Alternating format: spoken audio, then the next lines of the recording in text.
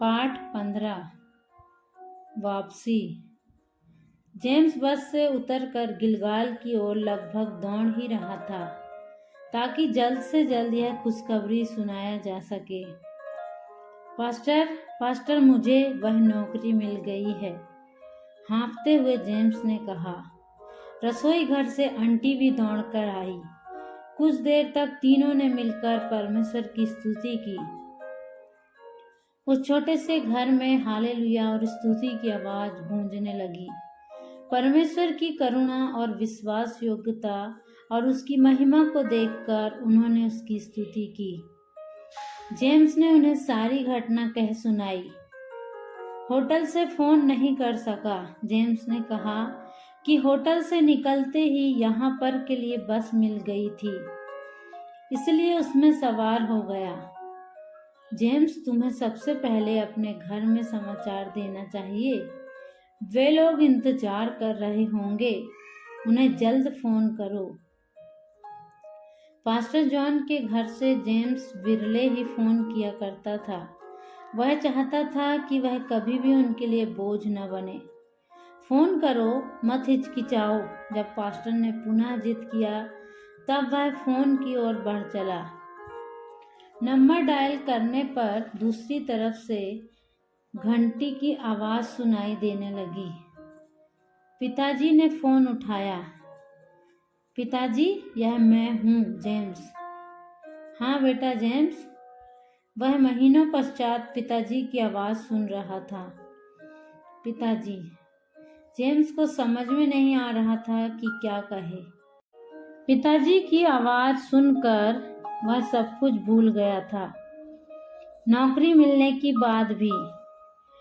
बेटा, जितना जल्दी हो सके तुम घर आ जाओ। जैसी के विवाह का सारा प्रबंध करना है। पिताजी की आवाज कांपने लगी। वे शायद सिसक रहे थे। उन्होंने फोन रख दिया। पिताजी, पिताजी, जेम्स पुकारता रह गया। पास्टर जॉन को कुछ समझ में नहीं आया। उन्होंने अपनी पत्नी की ओर देखा। उसने नौकरी की बात कहने के लिए फोन किया था, परंतु वह पिताजी पिताजी पुकारता ही रह गया। एक छोटे बच्चे के समान जेम्स सिसक रहा था। क्या हुआ जेम्स? पिताजी ने घर आने के लिए कहा है। पिताजी ने मुझसे कहा। जेम्स अपनी बात कह नहीं पा रहा था। जेम्स की खुशी देखकर और उसकी बातें सुनकर पास्टर और उनकी पत्नी को भी रोना आ गया। घर आने के लिए पिता का निमंत्रण। जेम्स मानो अपने आप को भूल गया था। क्षण भर के लिए तो वह नौकरी की बात भी भूल गया। धन्यवाद परमेश्वर, आपकी हजारों लाखों स्तुति हो। पास्टर कहने लगे। जेम्स के हाथों को अपने हाथों में थामे वे ऊपर की ओर देखते हुए प्रार्थना करने लगे। परमेश्वर, आपकी अपरंपार करुणा के लिए हम आपका धन्यवाद करते हैं। जेम्स की नौकरी के लिए, उससे बढ़कर पुनः उसे अपने परिवार से मिलाने के लिए। पास्टर ने चश्मा निकाला, अपनी आंखें पोंछी। जेम्स, अब तुम्हें परमेश्वर की योजनाओं के बारे में समझ आ गया होगा। परमेश्वर के मार्ग हमारे नहीं हैं। परमेश्वर के विचार हमारे विचार नहीं हैं। जिस प्रकार धरती के ऊपर आकाश ऊंचा है, उसी प्रकार उसके मार्ग और विचार भी हैं।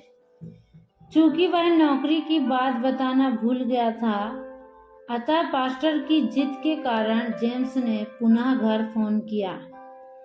माँ ने फोन उठाया था। अद्भुत रीति से नौकरी मिलने की बात सुनकर माँ बड़ी प्रसन्न हुई। पिताजी बहुत खुश हैं। वह बड़ी बेसब्री से तुम्हारा इंतजार कर रहे हैं कि तुम आओगे। माँ की आवाज खुशी के मारे कांप रही थी। माँ, आज रात नहीं पहुंच पाऊंगा। कल सुबह की पहली बस पकड़ूंगा। यदि वह चाहता तो तुरंत जा सकता था, किंतु उसने उस शाम को पास्टर और उनकी पत्नी के साथ बिताने का निर्णय लिया, जिन्होंने उसके कठिन दुख के दिनों में अपने पुत्र के समान उसकी देखभाल की थी और उसका सहारा बने थे। पास्टर और उनकी पत्नी को यह जानकर बड़ी प्रसन्नता तो हुई कि जेम्स अपने घर जा रहा है, परंतु यह सोचकर उन्हें दुख भी हुआ कि अब वह उनके साथ नहीं होगा। भोर को ही वह उठकर तैयार हो गया और पहली बस पकड़ने के लिए घर से निकल पड़ा। उसने जरूरत भर के कपड़े लिए। उसने कहा कि बाकी कपड़े वह फिर ले जाएगा। सीढ़ियां उतरते हुए उसने पीछे मुड़कर देखा। भोर की उजली किरणों में दीवार पर टंगे पटल पर उसने देखा गिलगाल। जेम्स को याद आया कि प्रभु ने यहोशू से क्या कहा था। यहोशू 5:9 नामधराई दूर करने का स्थान। इस भवन को परमेश्वर ने उसके लिए तैयार किया था। जब घर से निकाले जाने के बाद वह सिर टिकाने के लिए एक आसरा ढूंढ रहा था, ऐसा स्थान जहां पर उसकी बहन के लिए सबसे अच्छा रिश्ता आया था, जबकि वह इस बात से असहाय और दुखी हो चला था कि उसके कारण बहन के लिए आने वाले रिश्ते एक एक कर दूर चले जा रहे हैं। सबसे बढ़कर इसी स्थान पर उसे पुनः अपने घर में आने का स्नेहपूर्ण निमंत्रण मिला था, जहां से उसे निकाल दिया गया था।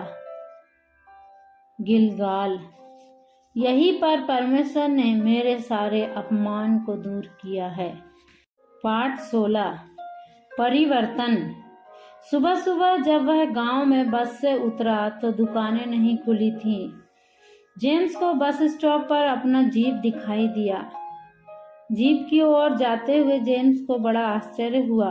पिताजी। लगभग दौड़ते हुए वह उनके पास पहुंचा। दोनों हाथ बढ़ाकर पिताजी ने उसे गले लगा लिया। बेटा। पिताजी की आंखों से गिरते आंसुओं से जेम्स का शर्ट भीगने लगा। बस स्टॉप पर खड़े लोगों ने एक दूसरे को देखा। कुछ लोग जेम्स के बारे में जानते हैं। घर की ओर दौड़ती जीप में बैठे पिताजी ने कहा, मैंने सोचा था कि तुम कमजोर हो गए हो। नहीं पिताजी, पास्टर और उनकी पत्नी ने बड़े प्रेम पूर्वक मेरी देखभाल की। आपकी बीमारी? हाँ, सब कुछ पहले जैसा ही है। फिर घर पहुंचने तक उन्होंने कोई बात नहीं की। पिताजी बहुत आनंदित थे। घर के सामने जीप के खड़े होने से पहले ही माँ और जैसी वहां आ पहुंचे थे। उन्होंने जेम्स को गले लगा लिया। सभी रोने लगे। पिताजी जल्दी घर के भीतर चले गए। भैया बिल्कुल भी दुबले नहीं हुए हैं। कल रात पिताजी कह रहे थे कि कमजोर हो गए होंगे। अपनी आदत के अनुसार जेम्स के गाल पकड़ते हुए जैसी ने अपना लाड़ दिखाया। तुम तो दुल्हन बनने जा रही हो। मैंने देखा कि तुम कैसे साड़ी पहनकर जा रही थी। कहाँ पर देखा? जैसी ने आश्चर्य व्यक्त किया। उसने उन्हें सारा वृत्तांत कह सुनाया कि किस प्रकार वह छुप छुप कर बस स्टॉप पर आया था और उन्हें चर्च जाते हुए देखा था। 6-7 महीनों की खोज खबर लेते हुए वे भोजन का लुत्फ उठाने लगे। काफी दिनों पश्चात उस घर में खुशियों की चहचहाट सुनाई दे रही थी। दिन बीतते गए। जैसी की सगाई में अब कुछ ही दिन शेष रह गए हैं। जेम्स सारे प्रबंध में जुटा हुआ है। पिताजी, क्या मैं पास्टर जॉन को निमंत्रण दे दूं? हिचकिचाते हुए जेम्स ने पूछा। कुछ दिन से वह पिताजी से पूछना चाह रहा था। नहीं। पिताजी की दृढ़ आवाज सुनकर जेम्स दुखी हुआ। उन्होंने जेम्स की ओर देखा, फिर मुस्कुराते हुए कहने लगे, उन्हें निमंत्रण देने के लिए मैं जाऊंगा। तुम्हारी माँ को साथ में लेकर। यह सुनकर जेम्स को बड़ा आश्चर्य हुआ। अगली सुबह पिताजी और माँ दोनों जाने के लिए तैयार हुए। बाहर आने पर जेम्स ने देखा कि जीप सामानों से लदा हुआ है।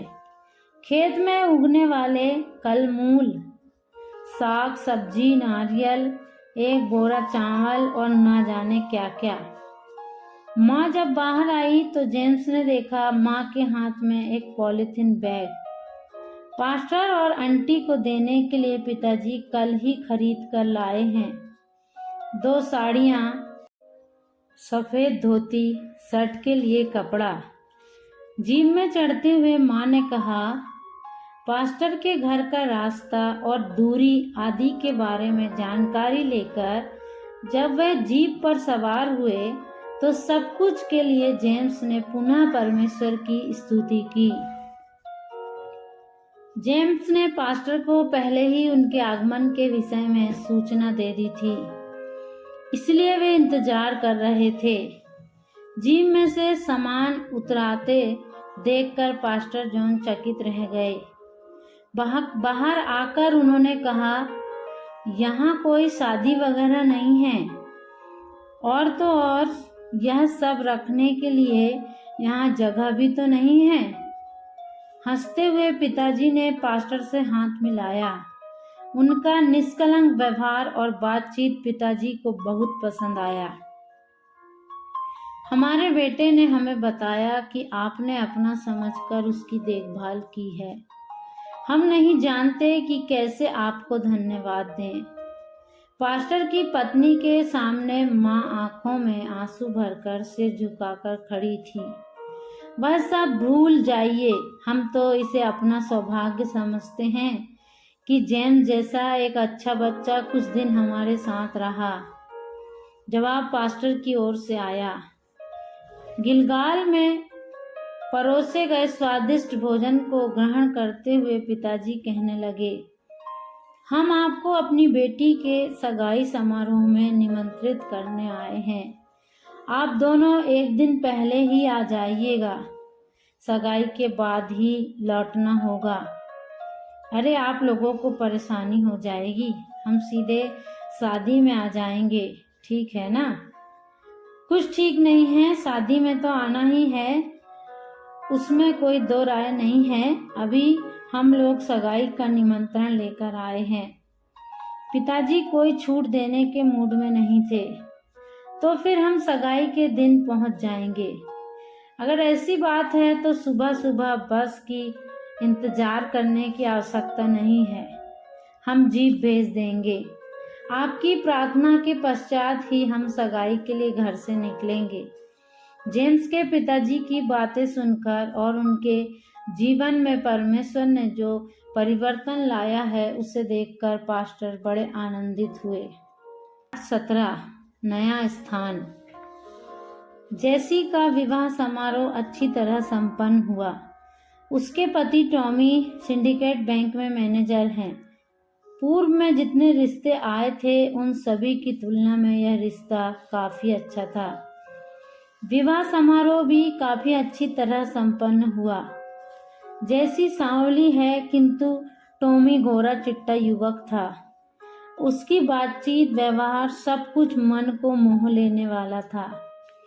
जेम्स ने बड़ी कृतज्ञता पूर्वक परमेश्वर की स्तुति की, क्योंकि यद्यपि उसके पेंतिकोस्त विश्वासी होने के कारण कुछ विवाह प्रस्ताव वापस हो गए थे, किंतु उसी के द्वारा परमेश्वर ने जेसी के लिए सबसे अच्छा रिश्ता लाया था।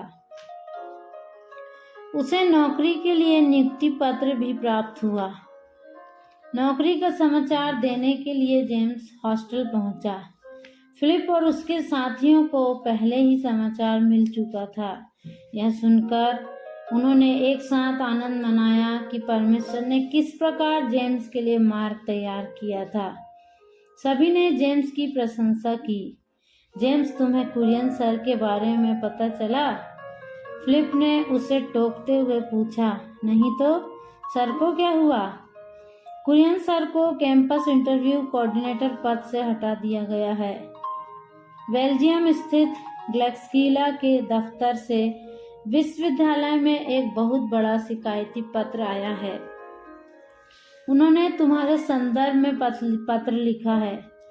पिछले सप्ताह विश्वविद्यालय के रजिस्ट्रार के पद पर कुरियन सर के बदले डॉक्टर मुकुंद की नियुक्ति का पत्र आ गया है। कुछ रुककर फिलिप ने पुनः कहने लगा, परमेश्वर बहुत अधिक क्षमा करने वाला है, परंतु यह भी संभव है कि वह अपने बच्चों के लिए पलटा ले। सारी बातें सुनते हुए जेम्स चुपचाप बैठा रहा। उसे कुरियन सर के लिए दुख हुआ। यद्यपि उन्होंने उसे बहुत परेशान किया था, फिर भी उसके मन में उनके प्रति ना तो कोई द्वेष था, ना ही क्रोध। जेसी के विवाह के एक सप्ताह पश्चात जेम्स ने ग्लेक्सिला में अपनी ज्वाइनिंग दी। ग्लेक्सिला का R&D सेंटर शहर से 20 किलोमीटर दूर था। शायद इसी कारण उसे शहर की भीड़भाड़ या प्रदूषण जैसी समस्याएं नहीं हुई। घर से शहर 3 घंटे की यात्रा है। वहां से कंपनी पहुंचने के लिए सिटी बस में आधा घंटा लगता है। क्योंकि कंपनी के पास ही आवास सुविधा उपलब्ध हो गई है, इसलिए नौकरी पर आना जाना आसान हो गया था। R&D सेंटर होने के कारण यहाँ काम करने वाले सभी या तो स्नातकोत्तर थे या फिर डॉक्टरेट की उपाधि प्राप्त थे।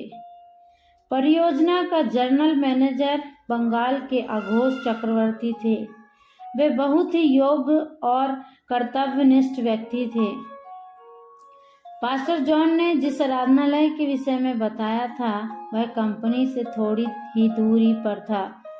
प्रार्थना सभाओं और रविवारी आराधना में पैदल ही जाया जा सकता था। इस कलीसिया की रविवारी आराधना में जेम्स का यह पहला इतवार था। कलीसिया के पास्टर डेविड ने आनंद पूर्वक जेम्स का स्वागत किया। चूंकि पास्टर जॉन ने फोन के द्वारा बातचीत कर लिया था, इसलिए विशेष परिचय की आवश्यकता नहीं हुई। चूंकि आराधना आरंभ होने का समय हो चुका था, इसलिए वह भीतर जाकर बैठ गया। एक छोटी सी कलीसिया है, लगभग 40 लोग इकट्ठे हुए हैं। प्रारंभिक प्रार्थना और गीतों के पश्चात भजन पढ़ने के लिए पास्टर जॉन उठ खड़े हुए। हे सेनाओं के यहोवा, तेरे निवास क्या ही प्रिय हैं। पास्टर जॉन भजन 84 पढ़ रहे थे। पास्टर ने बड़ी स्पष्टता के साथ उसकी व्याख्या की। आराधना के पश्चात वह नई कलीसिया के लोगों से परिचय प्राप्त किया। थॉमस मास्टर एक सेवानिवृत्त अध्यापक हैं। देर रात तक जागकर टीवी देखने के कारण नींद के घाटे को वह आराधनालय में आकर पूरा करते हैं। दाहिनी तरफ बिना दांतों वाले जो बुजुर्ग बैठे थे, वे रमेश दादा हैं। वे एक छोटी सी सिलाई दुकान संचालित करते हैं। लोग उन्हें टेलर अंकल के नाम से जानते हैं। तो फिर आपका परिवार? बच्चे हालचाल पूछने के इरादे से जेम्स ने पूछा।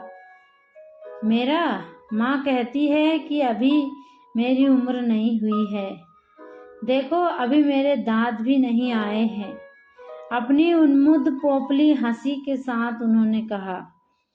रमेश अंकल दूर पहाड़ी की तलछटी में बसे गांव से हैं। अविवाहित हैं। बहनों की देखभाल, अच्छे घरों में विवाह कर भेजने की आपदाही में वे अपने जीवन में रंग भरना भूल गए। इस बात के लिए उन्हें किसी से कोई शिकायत भी नहीं है, किंतु परमेश्वर ने उन्हें असीम आशीष और श्रद्धा है। जेम्स को सने सने समझ में आ गया कि वे कभी भी अन्याय और वचन विरुद्ध कार्यों को स्वीकार नहीं कर पाते हैं और ऐसी बातों के विरुद्ध आवाज उठाते हैं। इसके बाद जेम्स की मुलाकात राजू सर से हुई। वे कलीसिया के सचिव हैं। वे एक भवन निर्माण कंपनी का संचालन करते हैं। उनकी बातचीत और व्यवहार से ही पता चल गया कि वे चाहते हैं कि सब उनकी बात माने। राजू सर की 2 लड़कियां हैं, रीना सीना, पत्नी लीला। राजू सर का परिवार कलीसिया का प्रमुख परिवार है। जेम्स को रिलायंस में इंजीनियर और अपना हम उम्र मैथ्यू बहुत पसंद आया। हर काम में बहुत उत्साह, हर कार्य बड़ी लगन के साथ करता है। मैथ्यू को जेम्स का निकटतम मित्र बनने में अधिक समय नहीं लगा। कलीसिया में और भी परिवार हैं, डॉक्टर एल्सी और 2 बच्चे, बेटा मनोज और बेटी मिली। डॉक्टर एल्सी सपरिवार खाड़ी देश में थीं। उनके पति भी डॉक्टर थे, वहीं पर उनकी मृत्यु हो गई थी। उसके पश्चात डॉक्टर एल्सी अपने बच्चों के साथ वापस अपने देश आ गई थी। उसके पश्चात उसका परिवार मैकेनिक वर्गीस से हुआ और मैथ्यू अंकल और परिवार विक्टर और परिवार इंजीनियरिंग कॉलेज के कुछ विद्यार्थी, निकट स्थित टेक्सटाइल कंपनी में काम करने वाली कुछ लड़कियां। इस प्रकार यह एक मिलीजुली कलीसिया थी। आराधना के पश्चात सभी लोग एक दूसरे से बात करते हुए खड़े थे। बातचीत का मुख्य विषय राजू सर की बड़ी बेटी के होने वाले विवाह के विषय में था।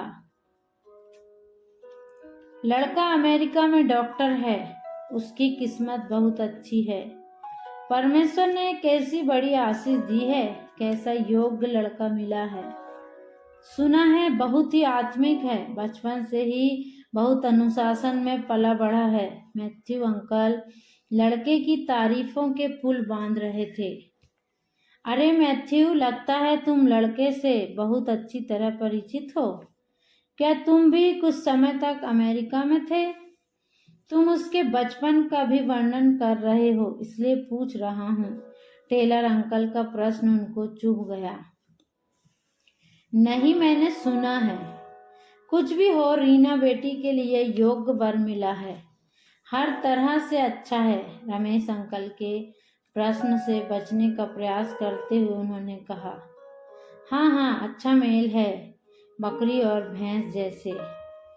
यह किसने कहा? जेम्स ने मुड़कर देखा। निकट से ही गुजर रहे राजू सर ने उसकी बात सुन ली।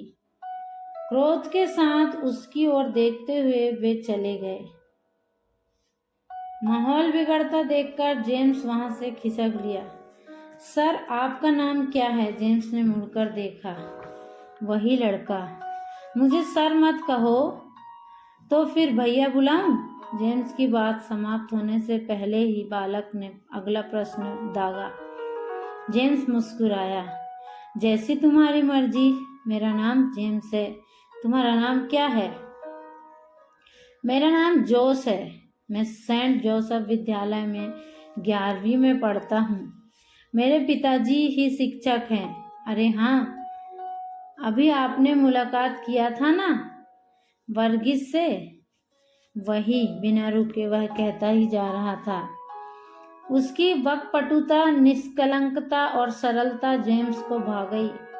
पास्टर से विदा लेकर जेम्स जब अपने क्वार्टर की ओर बढ़ चला, तब जोस भी उसके साथ हो लिया। जोस, मैं एक बात पूछूं?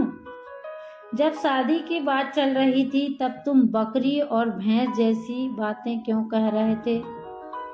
ऐसा नहीं करना चाहिए था, जेम्स ने प्रेम पूर्वक कहा। जेम्स भैया, आप नहीं जानते, रीना दीदी को इस विवाह में जरा भी दिलचस्पी नहीं है। रीना दीदी मेरी संडे स्कूल टीचर है। वह लड़का तो मोटू है, बिल्कुल बारिश के मेंढक के जैसा। दिखता भी अच्छा नहीं है। रीना दीदी को मैंने संडे स्कूल में बैठकर रोते हुए देखा है। वे लोग सबसे कहते हैं कि उन्होंने केवल लड़के की आत्मिकता स्तर देखा है, परंतु उन्होंने लड़के की नौकरी और अमेरिका और उनके घर की संपत्ति ही देखा है। मंच पर खड़े होकर बड़ा बड़ा प्रचार करते हैं, परंतु नज़र तो धन संपत्ति और मान सम्मान पर ही रहता है। जोस की बातें सुनकर जेम्स को मामला थोड़ा बहुत समझ में आने लगा, इसलिए उसने वह बात को वहीं छोड़ दिया। भैया आपका कहना सही है, मुझे बकरी और भैंस जैसी तुलना कर खिल्ली नहीं उड़ाना चाहिए था। जोश ने जेम्स के सामने अपनी गलती मान ली।